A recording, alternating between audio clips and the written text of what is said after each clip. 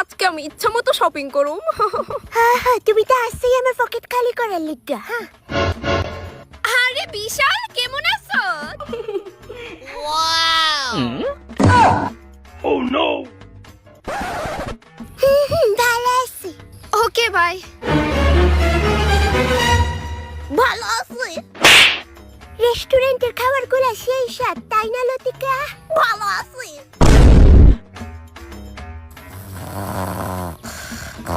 Finally ঘুমাইছে। ভালো আছি। ভেতরে জানি কি হইতেছে। পেটে ব্যথা করতেছে। ভালো আছি।